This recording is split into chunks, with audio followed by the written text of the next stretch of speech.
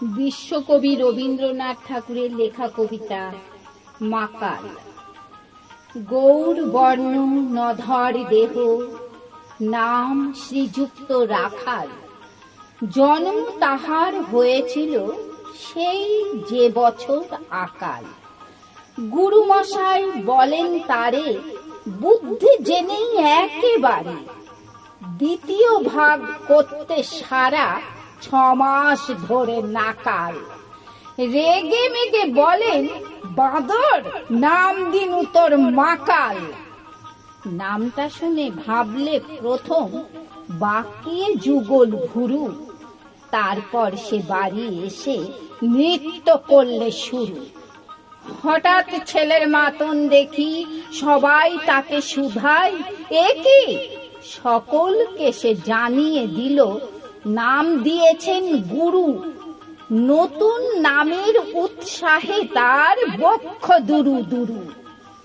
কোলের পরে বসিয়ে দাদা বলেন কানে কানে, গুরু মশাই গাল দিয়েছেন, বুঝিস নে তার মানে? রাখাল বলে কখনো না, মা যে আমায় বলেন শোনা, সেটা তো গাল নয়, সে কথা পাড়ার সবাই জানে। আচ্ছা তোমায় দেখিয়ে দেব, চলো তো ওইখানে।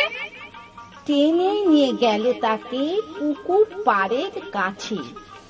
বেড়ার পরে লতায় জেঠা মাকাল ফলে আছে। বললে দাদা সত্যি বলো, সোনার চেয়ে মন্দ হলো?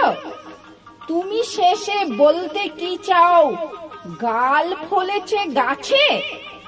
মাকাল আমি বলে রাখাল দুহাত তুলে নাচে। দোয়াত কলম নিয়ে ছোটে, খেলতে নাহি চাই। লেখা পড়াই মন দেখে মা অবাক হয়ে যায়। খাবার বেলায় অবশেষে দেখে ছেলের কাণ্ড এসে, মেঝের পরে ঝুঁকে পড়ে খাতার পাতাটায় লাইন টেনে লিখছে শুধু মাকাল চন্দ্র রায়।